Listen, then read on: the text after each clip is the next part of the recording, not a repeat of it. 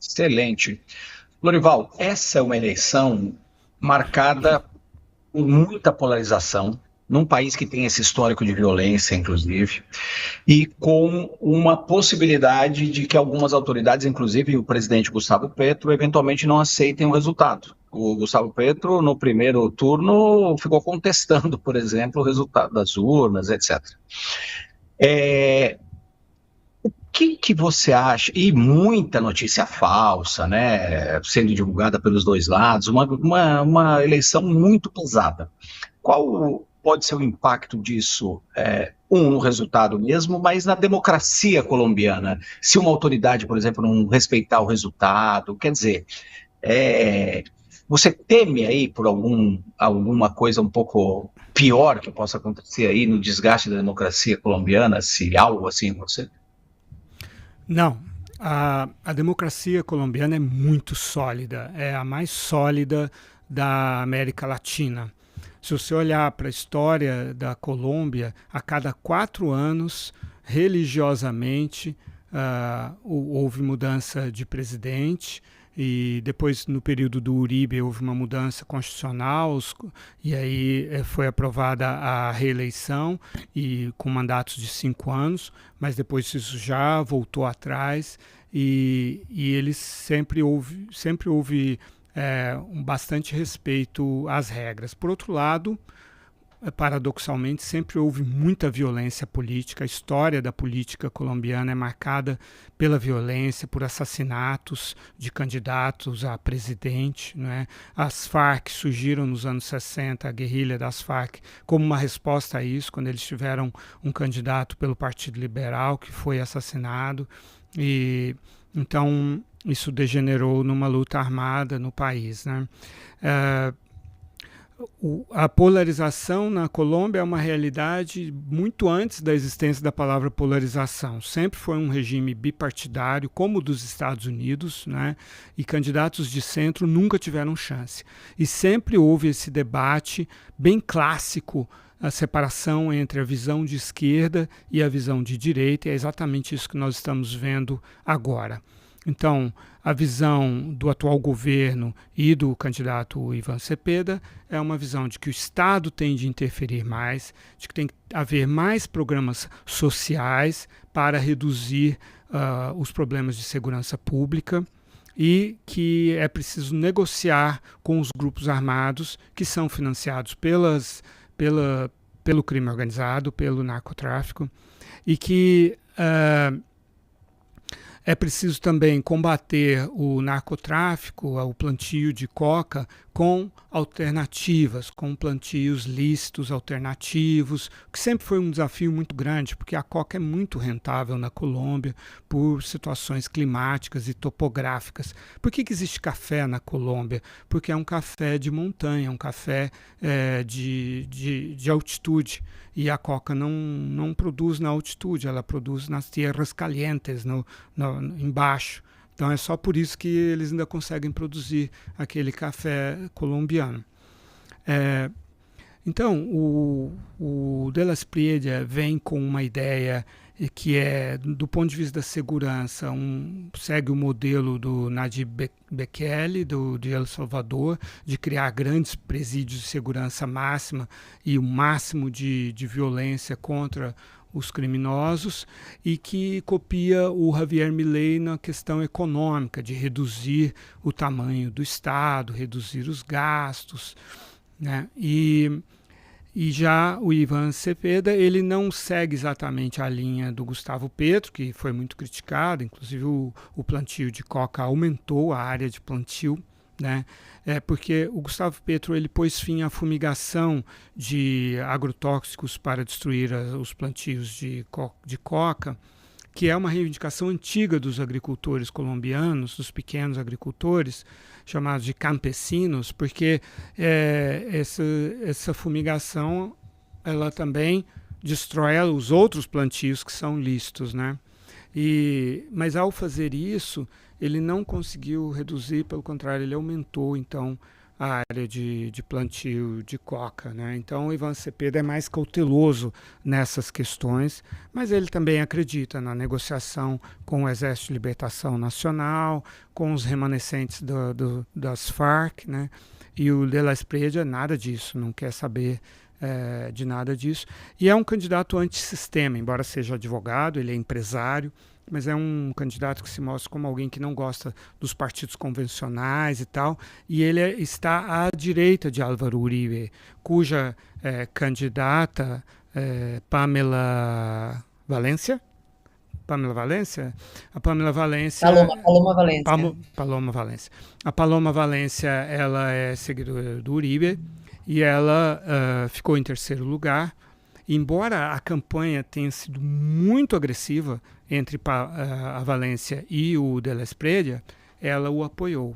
Então, assim, o De La Espriella já saiu em primeiro lugar no primeiro turno, assim, ele está pavimentada a eleição dele.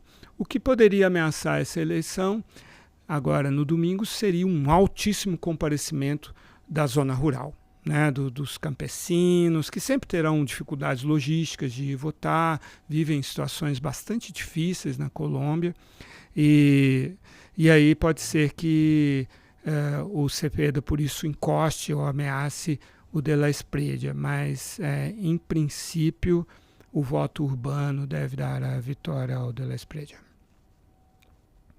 O que significaria a eleição de mais um político de direita na América Latina nos últimos tempos. E a Lu acompanhou de perto isso. Javier Milei na Argentina, Rodrigo Paz na Bolívia, o Cast no Chile, e agora a Colômbia também pode ir por esse caminho.